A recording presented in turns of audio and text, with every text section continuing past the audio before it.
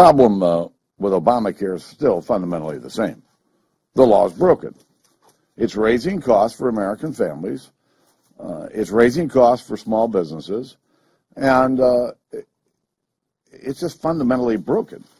And we're going to continue our efforts to do everything we can to put the American people back in charge of their own health care and not the federal government. All right, joining us now is Susan Ferrechio, Chief Congressional Correspondent, Washington Examiner, panelist on the McLaughlin Group and Fox News Channel. Susan, always great to talk to you. I got to tell you, I'm getting sick and tired of hearing that man say that they've done nothing, and maybe I'm wrong, they've done nothing to try to repeal Obamacare. Have they passed the medical device tax repeal bill yet that they promised they would and sent it to the president's desk? I mean, what have they done?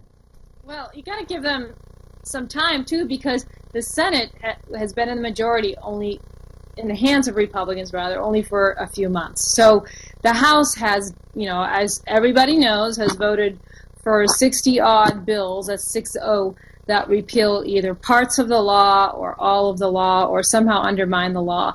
But, of course, with a Democratic Senate, it was going nowhere. So we have a Republican Senate now. They are planning to take up the medical device tax legislation, and they've got a lot of Democrats on board. So there's, you know, even talk that this may be a majority of the size that can override a presidential veto, which would be, you know, a pretty stunning turn of events if parts of that law are undermined through the medical device tax, which is worth $20 billion. No small change here. And then, of course, the Senate is also planning to take up legislation that passed in the House to get rid of this independent payment advisory board, which some people refer to as the rationing panel or the death panel. So they are taking steps. The question is, you know, they sit and calculate, these Republicans, you know, what can we do that could actually become law? I think that's still, they try to make that a noble #1 goal, even though, of course, you've got a Democrat in the White House.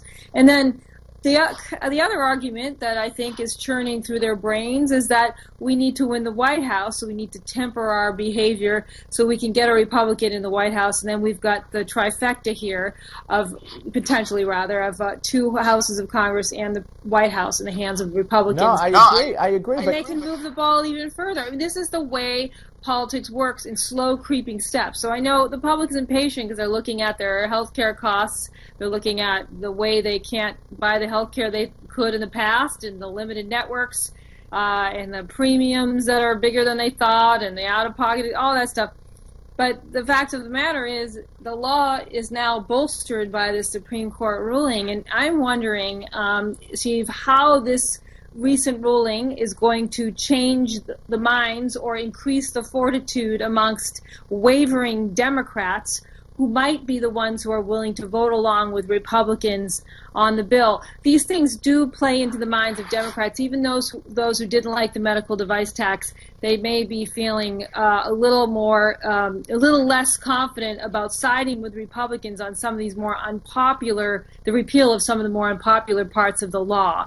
So there's that playing into all this now too. Now, I just, you know, wish that Boehner would have had 2 people with him who were cancer victims and lost their oncologists and said, really, Mr. President, the law's working? The horror stories are phony? None of it ever happened? Or a family of 4 who can't afford their $6,000 deductible? I mean, they just don't fight the way Democrats fight. You're right. Democrats would have brought out some victims. There's no question. They're good at that. But and the Democrats play this thing much better than the Republicans do. I don't think there's any question. Why? They're not stupid. I'm not a genius. Why? If I'm thinking of it and you're saying yes, why don't they do it? You know, that's probably one of the great unanswered questions that you just asked. Why do they let the Democrats run right over them in the PR department? I've watched it for years, and it's stunning. It truly is. They don't fight the same way, and they fight differently. And I think they believe they're taking the high ground. It's not as effective as a position as what the Democrats are doing with all. All right, let me in a minute we have left, which is not a lot of time. This gay marriage ruling and the health care ruling. Do the Republicans have it within them to, speaking of how they will go forward, saying, hey, this is why we need a Republican president, because we need to put the right justices on the Supreme Court? Or do they just, you know, roll over and play dead and say, okay, gay marriage, next?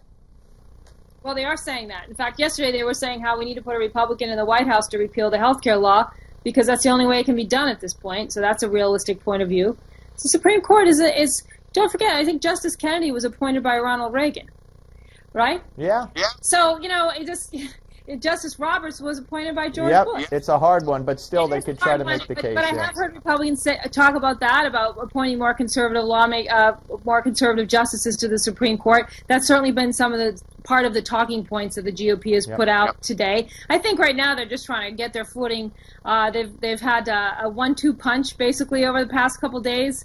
Well, they better find their footing fast. Susan, have a great weekend. Thank you, Susan Ferrechio, folks. Andy McCarthy's next. Don't go away.